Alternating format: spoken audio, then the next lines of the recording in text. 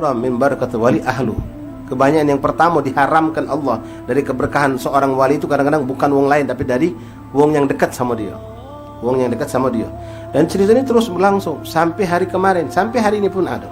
Sampai hari ini pun sama. Kita kadang-kadang tertipu dengan madhar yang nampak di luar sana. Sementara di dalam inilah yang selama ini menaungi kita, melindungi kita dari adab Allah, dari segala macam keburukan, yang selama ini membimbing kita, yang selama ini menerangi kita. Kita kadang-kadang lupa kan. Begitu ada tokoh-tokoh dari luar, kadang-kadang kita langsung meninggalkan yang di dalam, ngejar yang dari luar itu. Ya, ini suatu sifat tabiat yang muncul, tapi kita harus bisa mengkondisikan. Nah, seperti inilah kejadiannya. Akhirnya Habib Alwi bercerita kepada mereka. Habib tahu dari mana? Apa ini dari suatu tahu? Anda bukan tawaduk katanya. Bukan dari kalimat tawaduk, kan sering aulia solehin menampakkan ucapan seperti itu. Anda tidak punya apa-apa, si fulan itu lebih pintar, si fulan lebih afdal. Tidak, aku bukan kalimat tawaduk tapi hakiki katanya. Aku waktu zaman Belanda masuk agresi Belanda kedua, orang-orang di Bogor ini kacau. Termasuk mereka para sahabat habaib juga kacau, hidup mereka hendak diserang, nak dihancurkan. Sedangkan aku ini sebagai orang yang istilahnya pakunya di saat itu di sini. Kalau aku pergi, apakah akan menjadi suatu kemaslahatan? Karena orang sudah banyak hijrah, pergi ke macam tempat yang mereka ngerasa aman. Sementara Habib Alwi ngerasa beliau sebagai wakil daripada khalifah dari beliau punya guru almarhum Habib Abdullah bin Husain Al-Attas. Lalu dalam kebingungan seperti itu, apakah aku pindah karena tidak kondusif lagi sudah untuk ibadah, untuk dakwah di Bogor itu sudah tidak kondusif lagi. Apakah bertahan di sini? Lalu akhirnya beliau katakan, aku istikharah. Aku istikharah, minta petunjuk sama Allah. Aku sholat. Malam hari aku istikharah dan malam aku tidur, malam itu mendapatkan mimpi. Aku mendapatkan mimpi. Yang aku dapatkan mimpi yang luar biasa. Aku berjumpa dengan Rasulullah. Aku berjumpa dengan Rasulullah SAW. Nah, dalam pertemuan itu aku bertemu Rasulullah dan Rasulullah berjalan dengan seseorang di sampingnya, di sebelah kanan Rasulullah, dan ditegang tangannya Rasulullah. Dipegang oleh Rasulullah tangannya, dan aku berjalan di belakang nuntun Rasulullah, dan aku teriak memanggil Rasulullah. Dan Rasulullah berhenti. Rasulullah pun belok dan orang yang sambil pun ikut belok. Lalu aku bertanya, ya Rasulullah, mak mano tentang nasibku ini? Apakah aku tetap bertahan di Bogor ini? Apakah aku ikut hijrah ke tempat lain? Apa kata Rasulullah SAW? Is'al waladi Ahmad bin Hamid Al-Kab. Tanya ini, kata Rasulullah. Anakku disebut dalam mimpi itu, beliau mengatakan anakku. Tanya sama Ahmad bin Hamid Al-Kab. Ini luar biasa. Rasulullah mewakilkan jawaban itu kepada Habib Ahmad. Nah, dari situ aku tahu. Ternyata di Palembang ada sosok yang Rasulullah menyebutkan Maula Palembang, ya, seorang yang ada di kota Palembang. Di situ aku mulai mengenal Habib Ahmad bin Hamid Al-Kab, dan aku tahu benar kalau beliau itu punya kedudukan yang sangat dekat dengan Rasulullah. Aku jauh di belakang sementara dia ada di samping Rasulullah SAW. Bahkan ketika aku bertanya, Rasulullah mampu jawab, tapi Rasulullah melemparkan kepada Habib Ahmad bin Hamid Al-Kab. Wa hakadha sya'nuhum ikhwani rijal awliya Allah. Yang seperti ini sampai sekarang, sampai terakhir pun ada ikhwan. Ya, mungkin kita temui banyak. Minhum di antara karamat Habib Ahmad bin Al-Kab luar biasa yang kita dengar dari putra beliau Habib Abdullah, ya, Abdullah Burhan bin Ahmad bin Hamid Al-Kab, orang tua dari guru kita Habib Ahmad Naufal Al-Kab, ya, Habib Abdullah, Habib Wah panggilannya. Beliau lama di Palembang, hidup Palembang. Masa tuanya beliau duduk sama putra beliau di Darbib dan wafat di sana, dimakamkan di Darbib, sekarang di Pondok Betina, ya, berdampingan dengan istri beliau. Nah, ada cerita yang menarik juga tentang beliau ini, banyak beliau dapatkan. Di antaranya kata beliau, ana dulu sering disuruh umi ana kalau nak belanja minta duit sama abah, sama Habib Ahmad bin Hamid Al-Kab. Nah, abah ana tu apa kata gawanya kali dak lagi maco, lagi berzikir, lagi ibadah itulah di rumah tu. Setiap aku datang, abah umi minta duit sekian. Abah kena ngomong, embeklah di baju yang tergantung di kamar. Maka aku ke kamar, aku lihat ada baju abah yang tergantung, aku ambil dari kantong itu, pas duit itu sesuai jumlah yang diinginkan umi. Pas itu kata beliau, aku datang nemu ya abah sedang sholat, aku tunggu ke lama. Hanya sudah pikir, sudahlah, biasa paling nyuruh ngembek di kamar, di kantong baju. Aku masuk kamar, lihat baju abah itu ada tergantung, aku kelok kantong yang kosong, kati baju, kati duit. Dah, aku balik lagi nemu abah. Sampai tunggu saja, selesai, sholat selesai, assalamualaikum selesai. Lalu aku ngomong, abah umi minta duit, embeklah di kantong baju. Nak ngomong dak kati tak berani. Tadi sudah tahu dak kati, tak ada. Nak ngomong dak kati itu tak berani. Sudah aku nurut belah. Sambil bingung aku ni, mana ni duit dak kati. Tapi abang ngomong suruh ngembek. Subhanallah, aku masuk belik. Pas aku masuk belik, aku kelok tangan aku di kantong yang tadi kosong itu ternyata ada duit. Dan sesuai dengan jumlah yang diinginkan oleh umi. Wah kata uli Allah. Ya. Nah, terus kemudian banyak lagi cerita beliau, di antaranya ini orang yang berhubung ini masih hidup juga sebagian. Jadi ada seorang syarifah.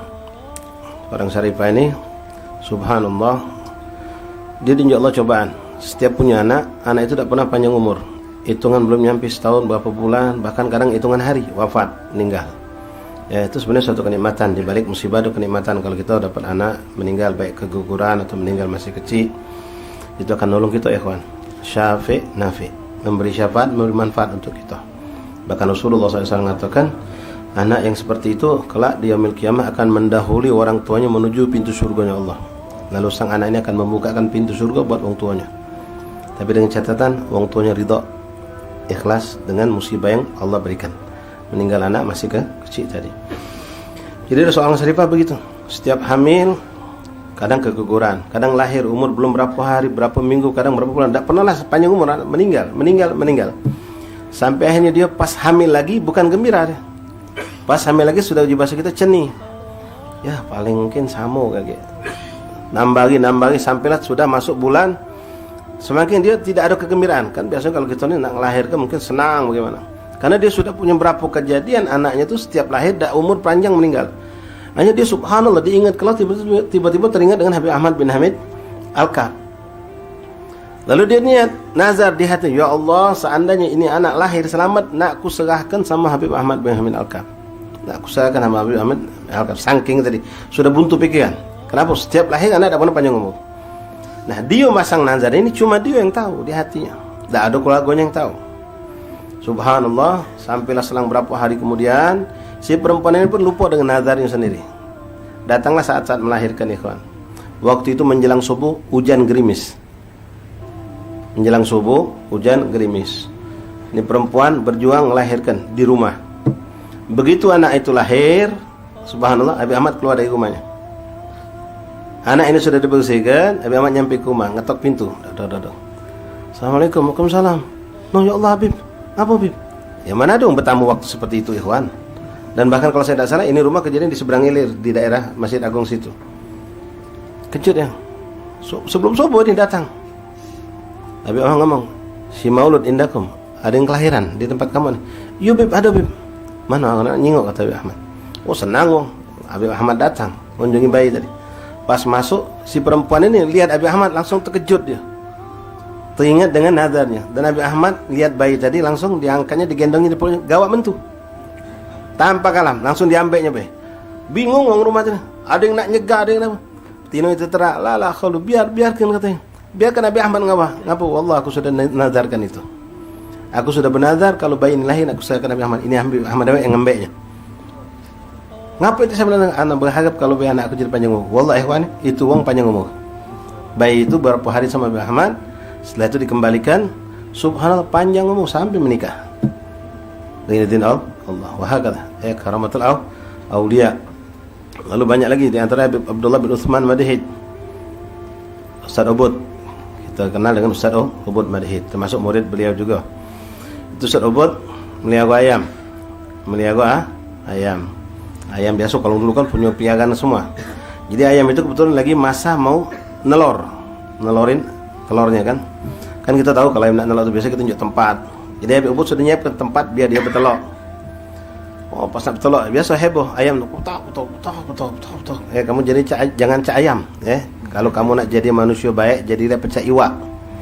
Iwa itu anteng dia di banyu sekali bertelur 100, 1000. Itu ahli sodako yang ahli sir. Sedekah banyak katik bunyi. Jangan pecah ayam, mentu ke sikok sekampung tau kalau. Benar. Jangan dicontoh ayam itu. Yang dibentuk mana pernah 5 ya kan. Paling berapa sikok 2 paling banyak. Tapi sekampung tahu kalau sampai mana sudah betul ayam kamu. Tahu sampai. Nah ini wong yang ngalap sedekah sual. Jangan dicontoh. Nah contoh ikan tadi. Sekali mentu kan berapa? Mana pernah sikok, mana pernah 10 juga. Ya, beratus bahkan beribu kan udah bisa kita hitung. Tapi ada suara kate halus main, masya Allah cinta. Nah, hakada. Jadi Habib Ubud tadi beliau juga ayam ini nak betelok disiapkannya. Sudah disiapkannya, ayam biasa kok heboh kan. Ayo tenang sudah kate suara lagi, pasti sudah nih kata Habib Ubud. Pas beliau turun ke bawah rumahnya di kandang ayam dak hati telok tadi itu. Nah, kau nelok muang nih. Yang Palembang tu muang telok. Anyu nyari bebut kemana lah? Ya kita cak itu kan. Kalau punya ayam, inti kalau ayam itu bertelur, kata inti cari kan. Terjengok tempat tetangga, inti masuk ke rumah tetangga. Masuk. Ngapo? Telur ayam kami ada tempat kamu. Tapi maaf, tiap hari ayam inti berak tempat tetangga pernah ada inti cari. Tak pernah yang berusia. Tak pernah, wallah itu. Kadang-kadang kita tak tahu daging ayam kita makan tu syubhat boleh jadi. Ngapo disumpai orang terus. Iya, giliran dia berak sana berak sini, ngusak sana ngusak tanaman orang. Tak pernah kita loh, tapi ayam jika telur hilang bercarian kita. Nyari habis obot. Subhanallah tak ketemu ikhwan. Nyari muter-muter tak ketemu. Sampai akhirnya beliau bernazar. Memang orang-orang soleh seperti itu. Siapa yang dianggap itu wali paling besar dijadikan tempat bernazar tawasul kepada Allah. Saking dia pengen butuh dengan telur tadi, Habib Obot sampai bernazar, daripada telur ini hilang dak ke wan dak tanya, ya Allah seandainya telur ini ketemu nak ku hadiahkan kepada Habib Ahmad bin Hamid Al-Kab. Subhanallah, begitu bernazar noleh ada telur. Subhanallah. Wallahi ada telur langsung. Subhanallah dia buat luar biasa. Ya. Dah, boleh embek, boleh bungkus, diwadai lah kresek hitam. Beliau jalan hendak menuju ke rumah Habib Ahmad bin Al-Kab. Begitu ketemu di jalan, belum ke rumah Habib Ahmad, ketemu di jalan. Assalamualaikum. Waalaikumsalam. Kata Ibu Habib Ahmad ini enggak usah. Ah, Obot sini, punya anak itu tuh. Allah. Obot punya anak itu tuh. Yo, Bib. Subhanallah. Hakada awliya Allah. Ya, wali Allah, saleh. Nah, beliau nampakkan seperti itu kepada orang yang dia cintai, biar tambah lekat, tambah keindah. Bukan wali Allah itu ngambaukan karomah. Ya, mereka paling menutup diri untuk tidak menampakkan karomah. Tapi kadang-kadang karomah itu seperti mukjizat mukjizat para nabi, ditampakkan untuk menundukkan orang-orang yang ragu, orang-orang yang mengingkari mereka dengan mukjizat itu. Begitupun kita kadang-kadang dengan aulia, kita dengan orang soleh itu belum bisa husnuzon. Tapi dengan seperti itu hanya kita percaya. Tapi sayang kalau kita harus percaya dengan wali setelah lihat karomah dulu. Jadilah kalau pacak kita ini tahu wali itu sebelum kita lihat ada karomah padanya. Makanya dari istilah laisyasan itu bukan suatu keindahan, suatu kemuliaan yang hebat kalau kau bisa mendapatkan kebaikan dari seorang wali, seorang solihin. Tapi yang paling indah adalah ketika engkau bisa mendapatkan itu wali dari kesolehan yang ada pada dirimu, dari kebaikan yang ada pada dirimu. Engkau mendapatkan kebaikan dari seorang wali, ini kenal waliullah, seorang alim, seorang soleh. Kau dapatkan kebaikan dari dia, itu luar biasa bagus. Tapi akan lebih hebat kalau kau bisa mendapatkan sosok seorang wali yang orang lain tidak tahu, kau tahu itu wali dari kebaikan yang ada pada dirimu. Dalam hati kita yang bersih, yang terang, kita bisa dapatkan, oh ini waliullah, orang lain tidak tahu. Tapi kalau dapat macam kita dapat dari guru, dari ulama, semua orang dapat, tidak ada khususiahnya. Tapi ketika kita bisa dapatkan sosok seorang wali yang orang lain tidak tahu, cuma yang tahu itu khususiah, itu kemudian Allah berikan lebih. Wah, kata ikhwan, masih banyak sebenarnya cerita tentang Habib Ahmad bin Hamid Al-Kab radhiyallahu an. Mudah-mudahan kita bisa mendapatkan keberkahan beliau, bisa menghadiri insya Allah taala. Wallahu a'lam. Hari Ahad ini insya Allah. Kemudian majlis